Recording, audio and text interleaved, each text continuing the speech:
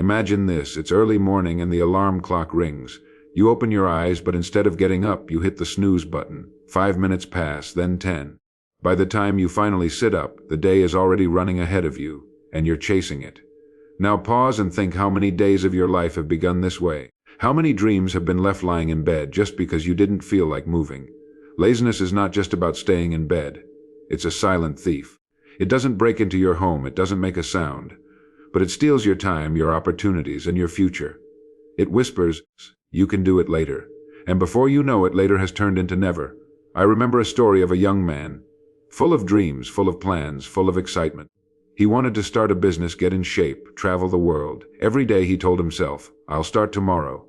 But tomorrow never came. One day he woke up years older, realizing that his dreams had been buried under the weight of excuses. That young man could have been anyone. It could be you.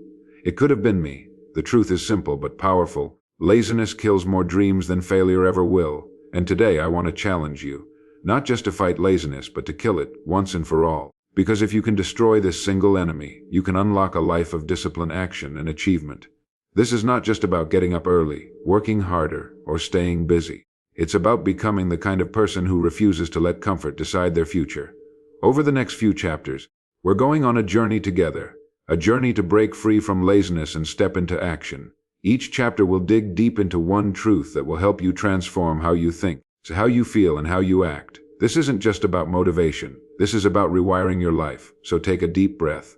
Decide right now that you're ready to change. Because this is not just another speech. This is a call to war. And the battle starts within. Take full responsibility for your life. The very first step to killing laziness is to take full, complete, unshakable responsibility for your life. Not partial responsibility. Not shared responsibility, not the kind where you say, "Yes, I'm responsible, but no." This is about looking at yourself in the mirror and saying, "If my life is not where I want it to be, it's on me. If my dreams are not becoming reality, it's on me. If I am stuck, if I am lazy, if I am behind, it's on me." At first, this might sound harsh, it might even feel uncomfortable. Because for so long we've been told that our circumstances are to blame, that our lack of resources, our environment, or other people are the reasons we haven't moved forward. It's easy to point fingers. It's easy to say, "I can't work hard because I'm tired. I can't wake up early because I sleep late. I can't chase my dream because no one supports me." But here's the truth, as long as we keep blaming something outside of ourselves, laziness wins, because laziness loves excuses. Laziness loves when we hand over the steering wheel of our lives to anything other than ourselves. Taking full responsibility means you stop waiting for someone to save you. It means you stop expecting motivation to magically appear. And you stop waiting for the perfect time. There is no perfect time. There is no one coming to knock on your door and drag you into action. There is no secret formula that makes it easy. There is only this moment, and your decision to own it. When you accept responsibility, something powerful happens. You stop being a victim and you start becoming a creator. You realize that every choice you make, no matter how small, is shaping your future. You see that every time you give in to laziness, you are choosing to trade a piece of your potential for a moment of comfort. And once you see this clearly, laziness begins to lose its grip on you. Think of the most successful people you admire in business, sports, art, anything. They are not superhuman. They are not blessed with endless motivation. What they have is a deep sense of ownership. When they fail, they don't say, "It's because of the economy," or "because of my boss," or "because I just didn't feel like it." They say, "It's my fault. And because it's my fault, I have the power to fix it." That is the mindset that separates action takers from procrastinators. This is not about blaming yourself in a negative way. It's about empowering yourself. Because the moment you take responsibility, you give yourself permission to change. You take the power back. If it's your fault, then it's also in your hands to turn it around, and that is freedom. I want you to imagine for a moment that you're holding a pen.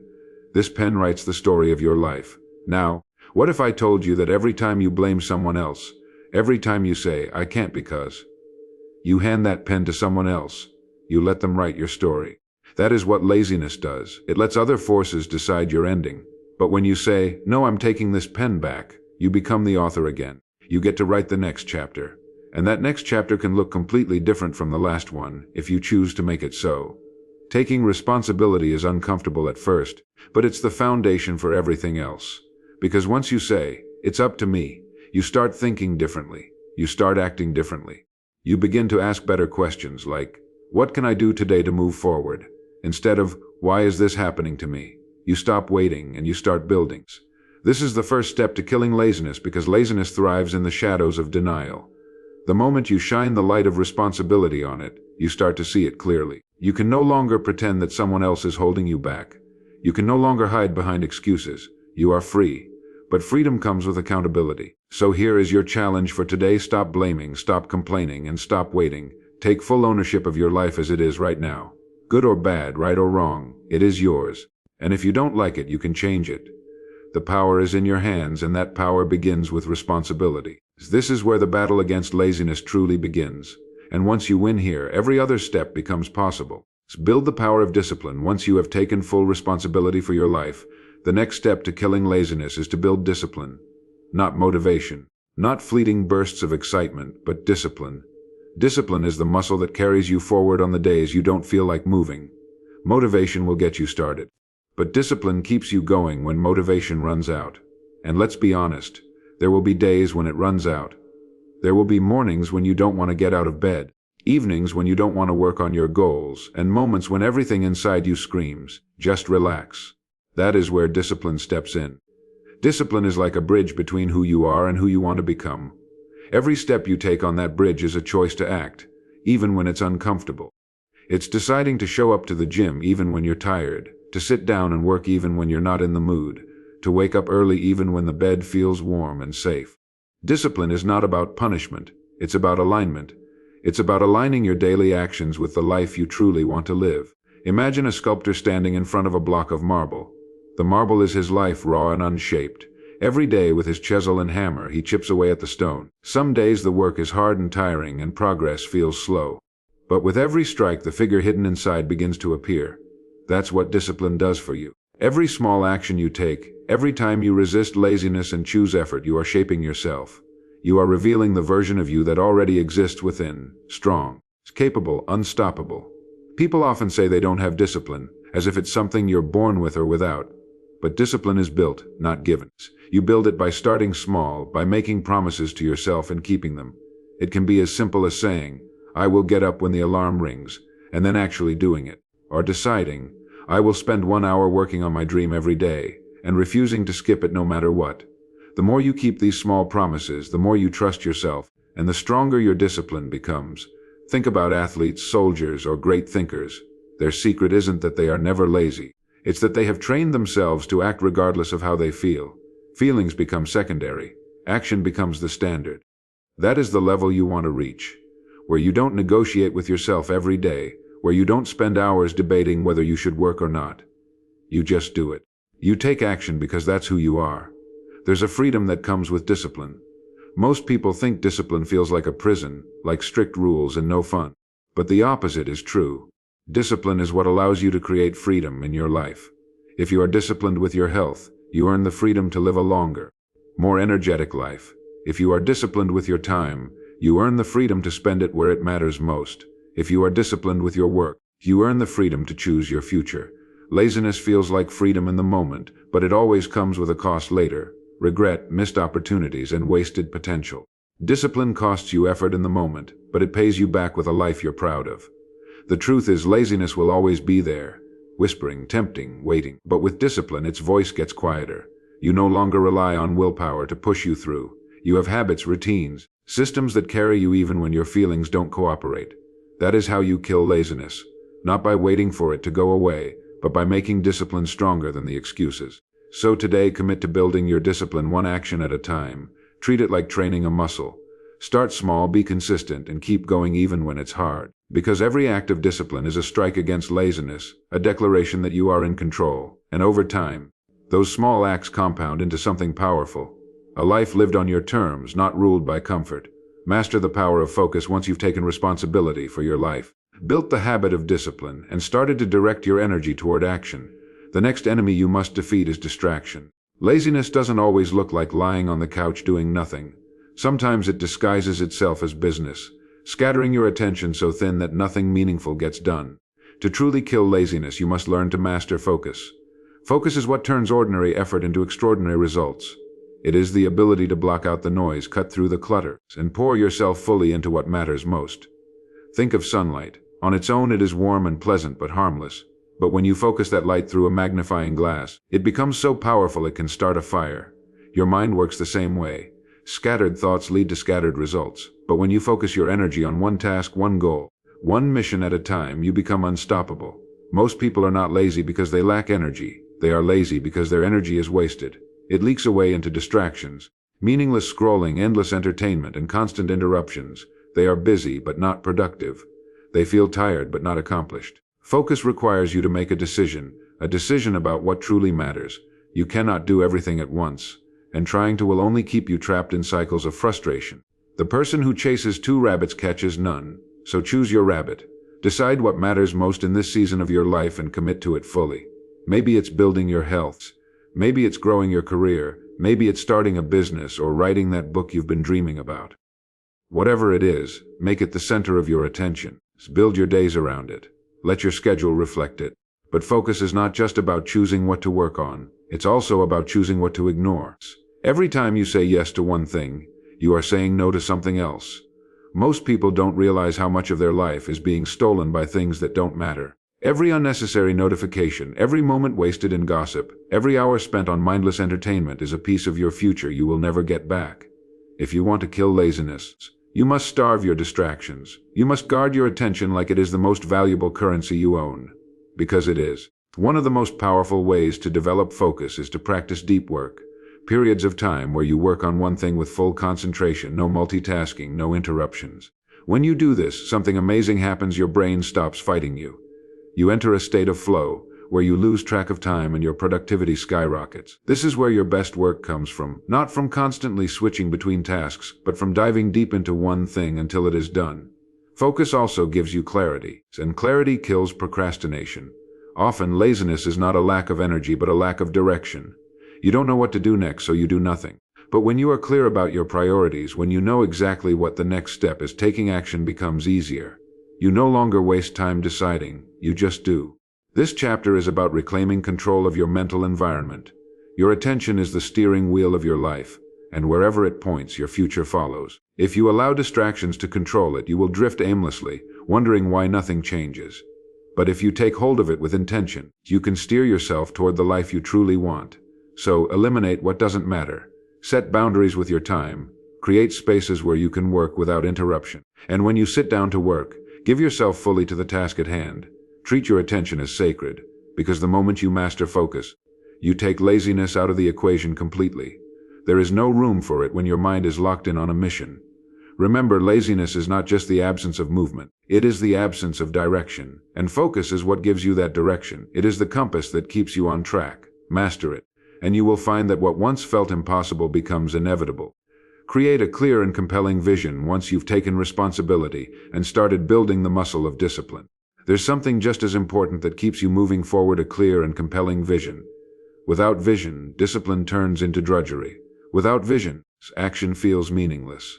Laziness thrives in a life without direction because when you don't know where you're going, why bother moving? This chapter is about painting a picture of the future so clear, so exciting, and so powerful that it pulls you out of bed in the morning and keeps you going long after the initial spark of motivation has faded. A vision is not just a goal. A goal is a target you hit and then move on from. A vision is bigger. It's the life you want to live, the person you want to become, the impact you want to make. It's not about a single accomplishment, but about a way of being. When you have a vision, every action you take has meaning. Even the hard work, even the sacrifices, even the uncomfortable moments, they all become part of a bigger picture. Think of a builder working on a house. If he doesn't have a blueprint, he is just laying bricks at random, hoping something good will come out of it. But if he has a clear plan, he knows where every brick goes, why it's being placed there, and what the finished house will look like. Your life works the same way. Without a vision, you are just surviving day to day, doing what comes next, letting circumstances decide your path. With a vision, every day becomes a chance to place another brick in the future you are creating. Your vision must be personal. It cannot be something borrowed from someone else, something society told you to want, or something you're doing just to impress others. It has to be something that sets your soul on fire, something that excites you so much that even on the hardest days, you remember why you started. That's what keeps laziness at bay. When the why is strong enough, the how becomes easier. Take time to picture it clearly. Where do you want to be 5 years from now? What kind of person do you want to be? What kind of work do you want to do? Who do you want to help? Close your eyes and imagine that version of yourself, confident, capable, living a life you're proud of. Feel it in detail. Hear the sounds, see the places, imagine how it feels to wake up every morning in that life. That mental picture becomes your compass. When you feel lazy, you remember it. When you feel tempted to give up, you return to it. It becomes your fuel. But a vision alone is not enough. You must write it down. Putting it on paper turns it from a dream into a commitment. It forces you to clarify it, to make it specific. And then you must break it down into actionable steps. A big, inspiring vision is powerful, but it must lead to daily action. If your vision is to be healthy, it must turn into the decision to eat well today, to exercise today. If your vision is to start a business, it must turn into the decision to work on it today, even if just for an hour. This clarity is what gives meaning to your effort. When you don't have a vision, every challenge feels heavy, every task feels like a burden. But when you do have a vision, challenges become stepping stones. You welcome the hard work because you know it's leading somewhere. This is where laziness begins to lose its grip on you in a deeper way. Because laziness is not just a problem of willpower, it's often a problem of purpose. When life feels aimless, laziness feels natural. But when life feels purposeful, laziness becomes unnatural. You can't sit still because something inside you is pulling you forward. So create that vision, make it real. Make it something you can see, touch, and feel in your mind. And then let it become the standard by which you measure your days. Every morning ask yourself, what can I do today to bring this vision closer to reality? And then do it. That is how you transform discipline into passion and action into progress. Embrace the pain of growth. If there is one thing that laziness fears more than anything else, it is discomfort. Laziness feeds on the desire to stay comfortable, to avoid pain, to take the easy road.